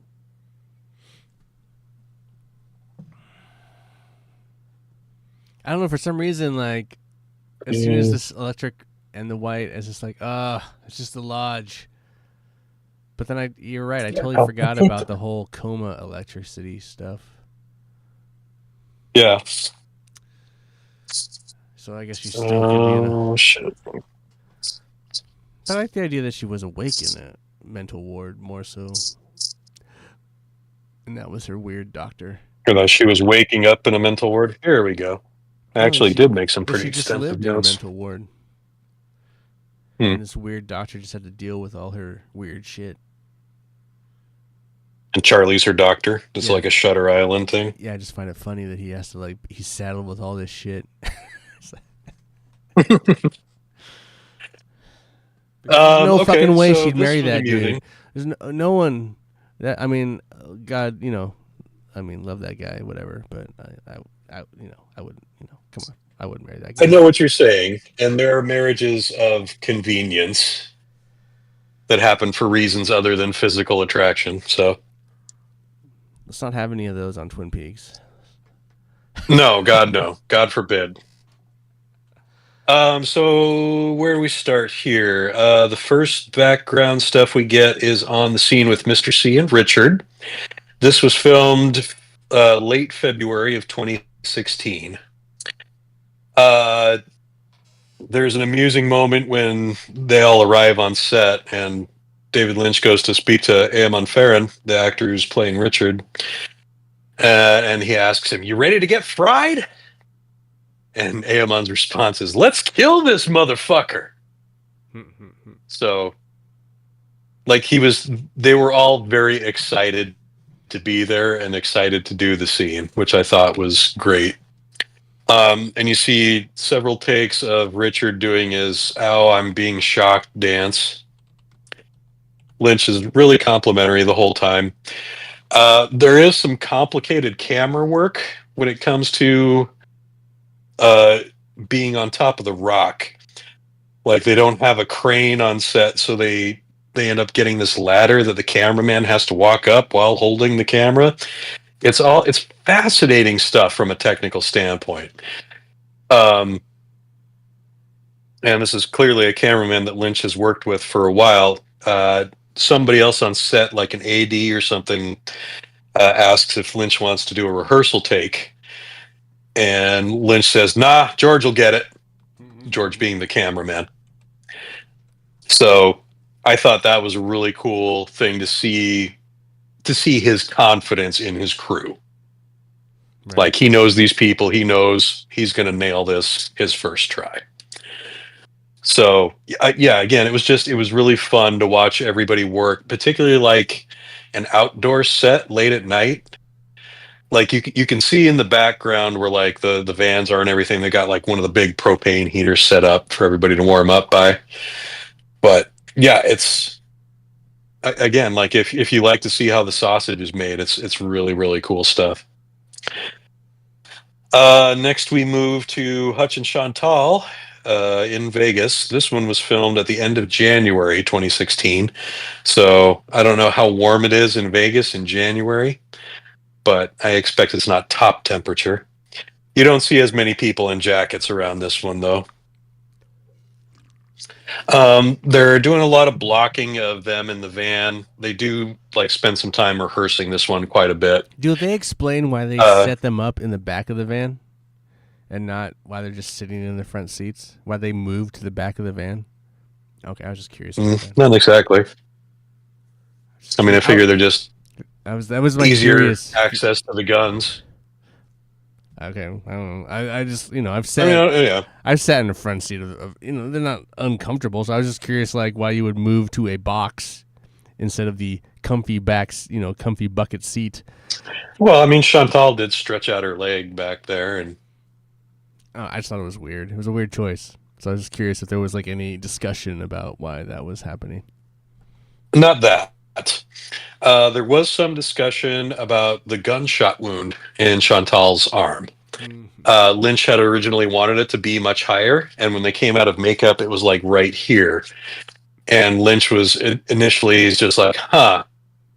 Like, you could tell he wasn't really happy about it. And we're like, well, I mean, the shot comes in from here. How's it going to hit her there? And then they discussed it a little bit, and they're like, well, what if she has her arm propped up on the window from when she just, fired the shot? And then, like, Lynch's face instantly brightens up, and it wasn't his suggestion; it was someone else's suggestion. So why would it be by the window? But because she had just reached out to fire the shot at. But isn't she still doing it from the back of the van? No, she climbed into the front seat to do that because she had to reach out the window to do it. She didn't shoot through her own windshield. I don't remember it like that. I have to watch it. Yeah, she grabs the gun, she climbs into the driver's seat, and then reaches out the window and shoots with her left hand. So yeah, when that's pointed out to Lynch, like, yeah, she's got her arm halfway out the window already. And he's like, oh yeah, so that'll be exactly right. And so he's really happy about it then, and it works out. When they do the take, Tim Roth misses a line. Of course, something about because he's a shitty actor and you shouldn't use him. But he drops one of the lines out of the script. I think it's the line where he's like, "They're screwing everything up." Um, but Lynch just kind of blows it off. He's like, "That's fine. We'll get it tomorrow." So he didn't seem concerned about it all that much. The next backstage scene is the very next day, same set, mostly the same cast, except for Jennifer Jason Leigh is no longer on set. Apparently, they got all her stuff done. So they resume the scene with the accountant. They spend a lot of time going over the "I move car" line. Like Lynch rehearses this one a lot with him and imparts on him how important it is, because it really kind of sets the tone of like, it's a matter of fact thing that he's doing. It's not a threat. It's just like, okay, this is it. This is what's happening now. They do worry about the blowout from spinning out the tire. They don't have a sufficient amount of spares on set. So Lynch kind of laughs off the concerns. He's like, it's okay. We're only going to do it for like an hour. The accountant, the actor playing the accountant, is operating his own car, but the van has a stunt driver in place of Jennifer Jason Leigh. There is a brief break in the filming for a rainstorm. I don't know how they got around the clouds on set, because they're very noticeable and it's very different weather from the day before. When they come back from that break, Tim Roth is back on set for his death scene. And apparently the pickup shot of him grabbing his shotgun from the back and saying, "This is messing everything up." Lynch does tend to get a little antsy at the end of this because they are running out of light, and the light is necessary for the shot he wants to get. So you can see him getting a little edgy, and that's pretty rare in these backstage documentaries. I don't know. I still have yet to run across the clip. I don't know where it's from. I know it's from The Return, but I don't know what episode. The one that's been famous for making the rounds, where the AD questions the length of the scene, and then Lynch actually goes off. He's like, "Who gives a fuck how long the fucking scene is?" Oh, really? That's from this? Pisses me off. Yeah, That's well, it's fun. from The Return, because you can. Well, I'm assuming so, because you can see red drapes in the background when. Okay. It could be from something I else. thought it was just a white wall in the background. I could be mistaken. I always assumed it was from this. But it might be from like one of his later films, like Inland Empire or something. So, where do you think we're going from here? Like, do you agree that it feels like we're building some momentum now, though? Oh, sure. I mean, it all seems like we're going to Twin Peaks to everyone kill each other, and then, Right, because Mr. C has the coordinates now, which isn't he technically already there? where specifically in Twin Peaks do you think those coordinates? Mr. C, he's almost there. Oh. Well, are we going to the trees or the? I mean, remember, Jerry's been. Yeah, Jerry's been running around Twin Peaks for like an hour, days. Yeah, but okay, so here's the thing: like, those were the two coordinates that he got from Ray and from Philip Jeffries, were the ones that led him to the rock. The coordinates that he got from Diane, which there's a little bit of continuity error here, because he says he got coordinates from 3 different people, but he didn't get the coordinates from Diane until later. So are we going to Bobby's, like whatever that tree is, or are we going to the other entrance to the lodge? Jack Rabbit's Palace. Yeah, Jack Rabbit's Palace. Is that where we're going? The pond with the golden. Right. Stands to reason, right? Because that's the entrance to the good place. Double R. Straight up, we're going to the Double R. We're just gonna have some coffee and some donuts. The Double R is a portal to hell. We're just going to sit down and talk this out over a cup of Joe. Cup of Joe Mama. Cup of Joe Mama. Yeah. Okay, so something we didn't talk about. The palace of Jack. Anyone else named Jack? Jack Rabbit's Palace. Anyone else named Jack in this place? Is there John? Is there Daniels? There's Johnny Horn. Johnny Horn. Nah, he's gone. He's not coming back, right? Hello, Johnny. How are you today? Hello, Johnny. Pretty much How are everyone you else today? is done, right? Like, you'll see a few more people again. what about all the people But a that lot are of the in the jail? townspeople.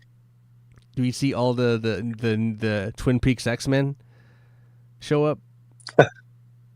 Yes, because yes. I'll just say yes. Hawk is Xavier.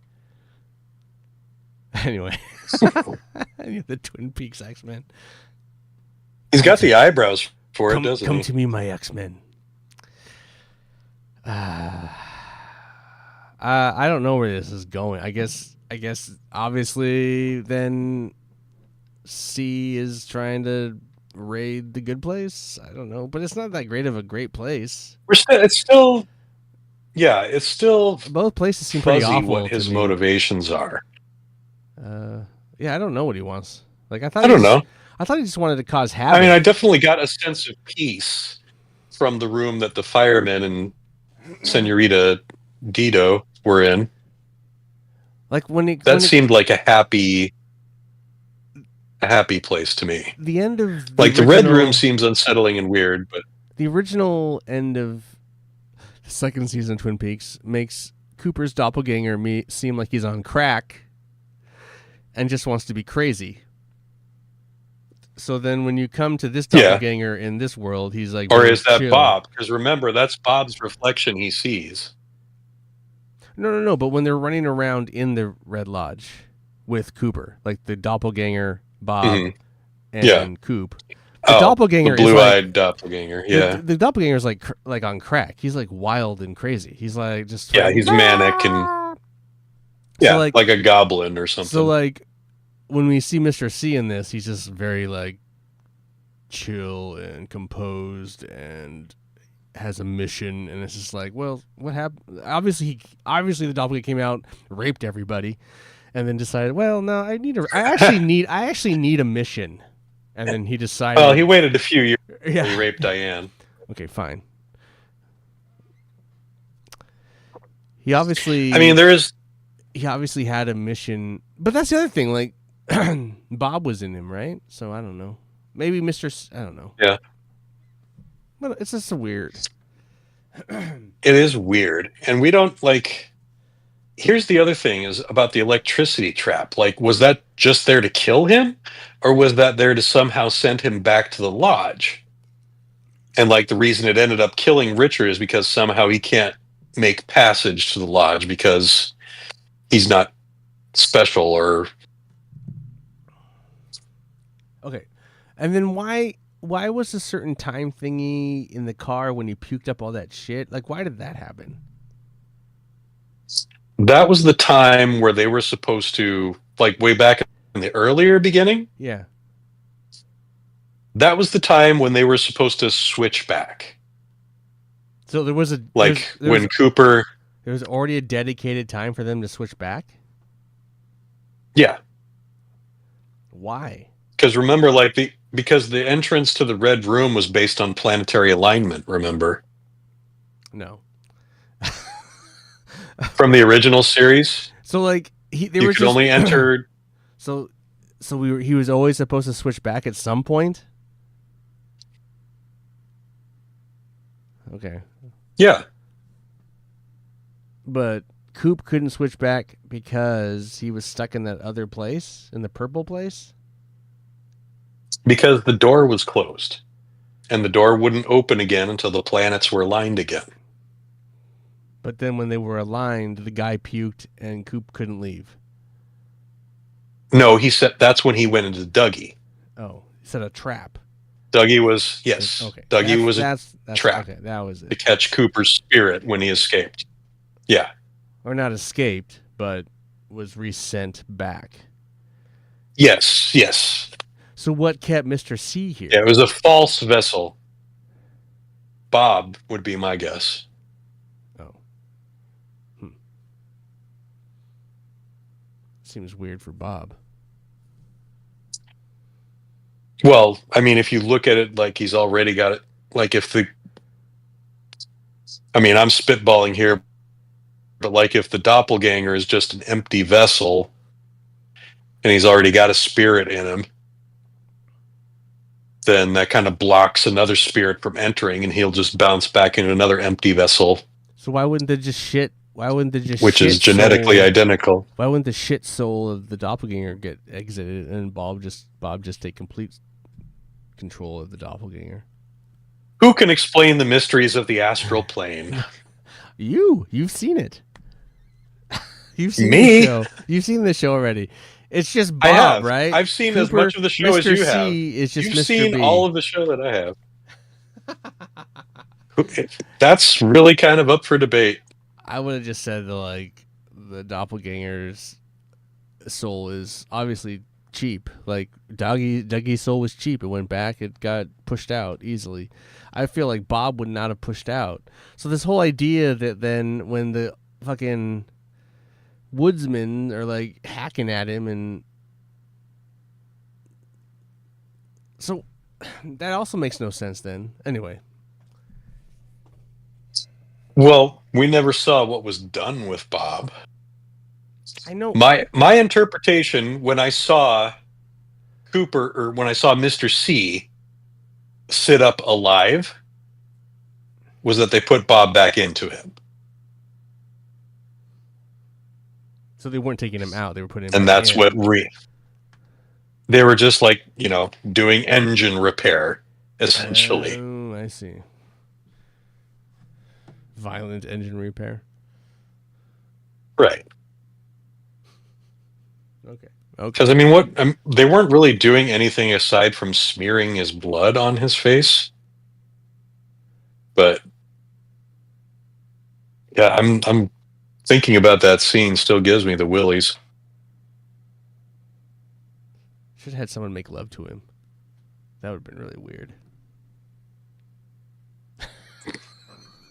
That serves a different purpose. No, it doesn't. You can say the same purpose. Well, we've both seen, can be true. When the one time, or no, I guess we've seen a couple of different people make love on the show. Mm-hmm. But the first time it happened, what did we see as a result? Violence. Murder. Death. That's right. Murder, death. So you're saying that Gina E is going to give birth to the new Dougie that is her husband? I didn't say that at all. He's going to grow up really fast. I don't know where the fuck you're getting that. Well, because one was death and murder, so the other one has to be birth and creation. The other one was... Well, there was a maybe few. She will have another baby. I don't know. Were there? I only remember the two.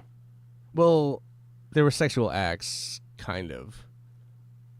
Because Jennifer Jason Leigh, doesn't she fuck Mr. Cooper again? Oh, yeah. Hotel room? I mean, we don't see that like we do with the others. It, but it is a very heavily alluded to that's happening. It is, yeah.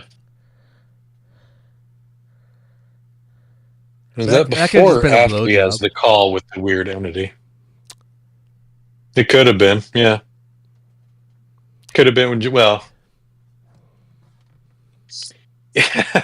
without being crass, like it was implied that some sex was happening. Okay, yeah, I can't think of how to finish that sentence without being crass, so I'm just gonna let that dangle there.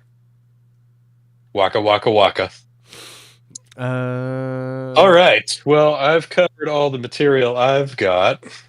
We have 2 more. Any episodes? Other philosophizing we want to do? We have. We've got 3 more episodes. We have 2 more episodes of the series. No, yeah, that's what I mean. 2 more episodes. Yeah, there's only 2 more hours left to wrap up, or not, any lingering plot threads we may have. Episode will be episode 52. Isn't that wild?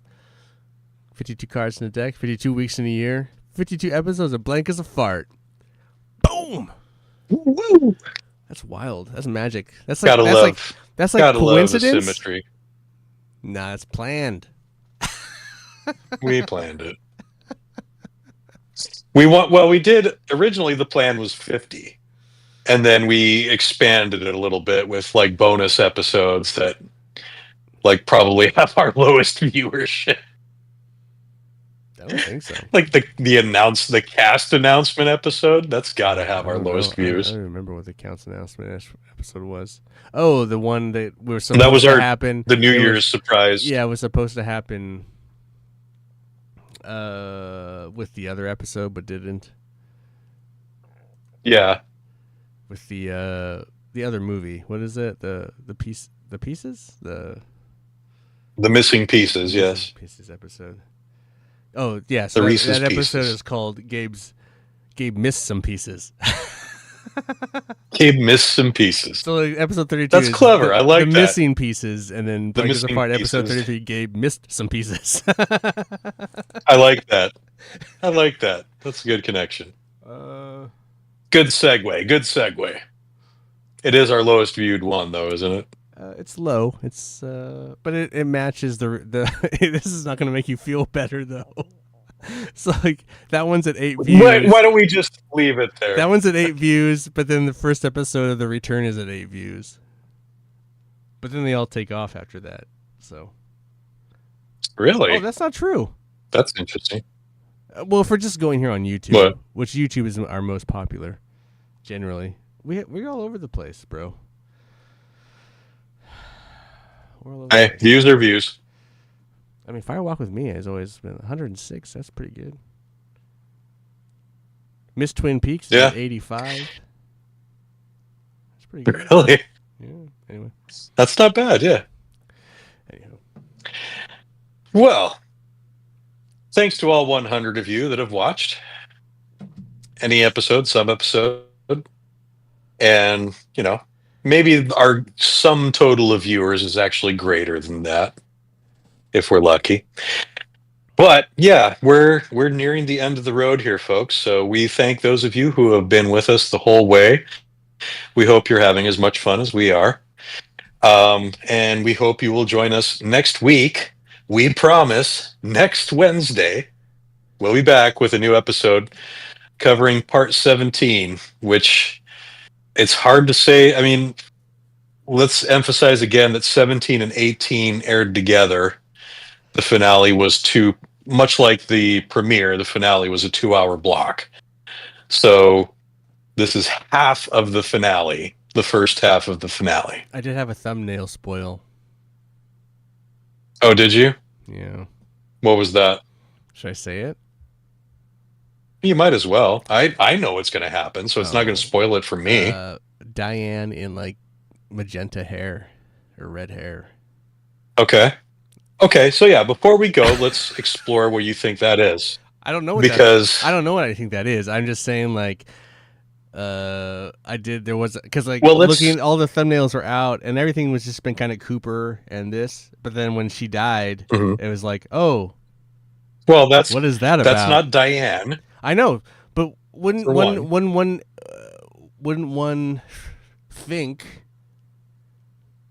that Diane's either dead or she's stuck in the lodge? Well, let's think again. So then is Cooper going to save her? Let's examine the crew at the sheriff's station. Who's at the sheriff's station right now?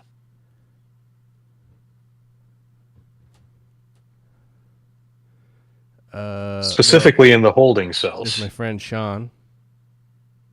There's blind Asian lady. There's puker boy. There's James and the guy with the fucking. By Sean, do you mean Chad? Oh, Chad is what I meant. Yeah, Chad. Deputy Chad. My friend Deputy Chad, and then McFisto. Right. What's blind lady's name? I don't know.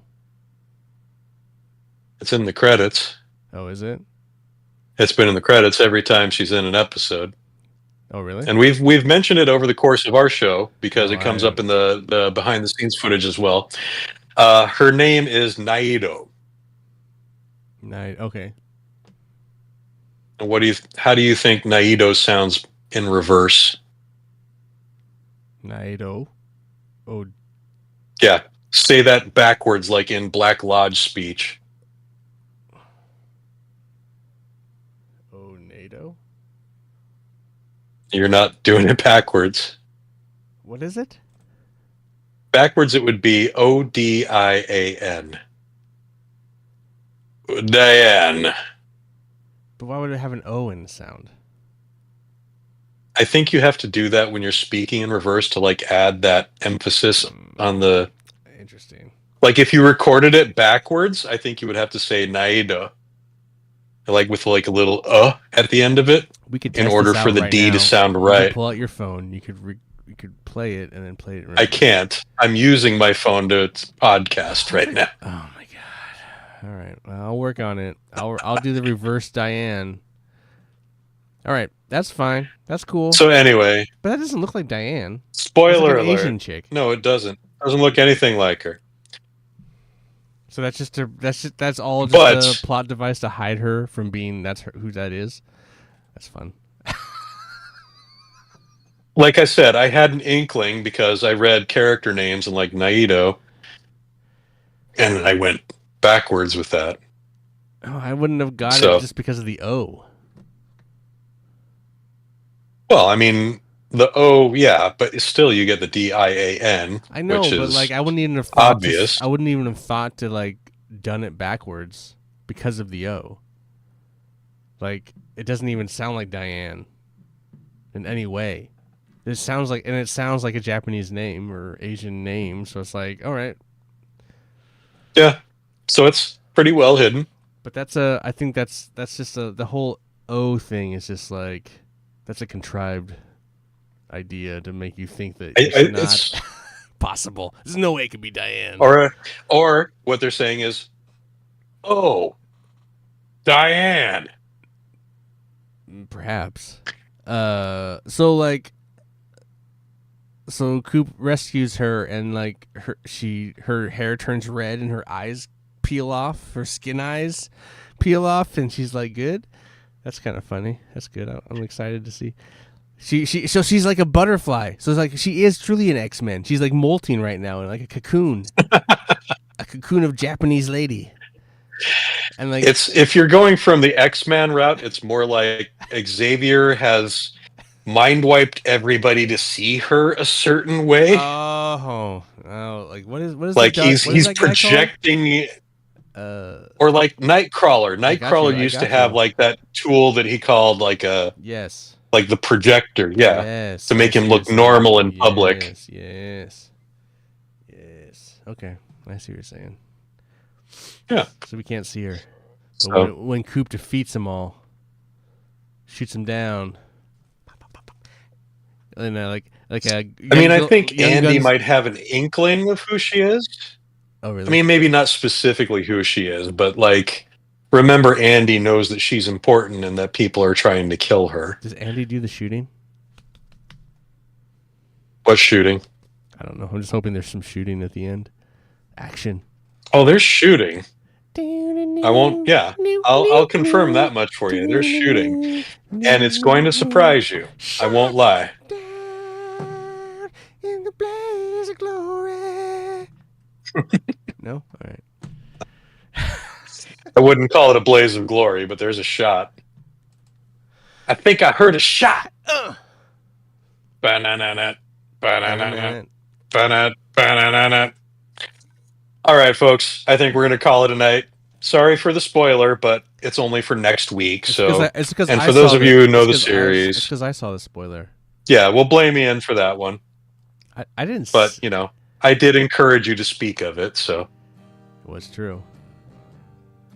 I mean, we did say spoiler, so hopefully people will turn it off at that point if they don't want to hear. Red, magenta, pink wig. We didn't really discuss how good Laura Dern was in that scene. She's pretty good. Where she was really good. In the scene where she's going over her memories. So, yeah, I think she's been an unsung hero of this series as far as like the level of acting that she's been doing. And as you've seen from the spoiler, she's not done yet. So Lynch having fun with his friends. But yeah, I feel like we were remiss to not have discussed that further when it came up, because that was a really powerful scene and it was just her. Like it was just, he turned her loose for a good 5 or 10 minutes. It's also interesting because you've seen And those yeah, type of I scenes. guarantee you. You've seen those type of scenes before, like when someone talks about that. And you've seen them with situation. her, yeah. Well, just in, and just But how she just is very like, and then she just comes out with it. It is very good. yeah. But yeah, I feel like that deserved to be acknowledged before we officially left air for the night. So great job, Laura Dern. Sorry you didn't win a Golden Globe or some shit. So Just the recognition But- from us on Blank as a Fart. hey, I'm sure the recognition from Lynch for a job well done was That doesn't count. better than anything we can get. He's just a director. He's just making like you. Just the direct. The adoring fans, that remember you for Right. like Rambling Ours Rose. is the only opinion that matters. Generally. On that note, keep your eye on the donut, not on the hole, and let a smile be your umbrella. That's Gabe. That's Ian signing off. We'll see you next week for part 17 of The Return, Wednesday at 8 p.m. Check it out. Thanks a lot, folks. Later.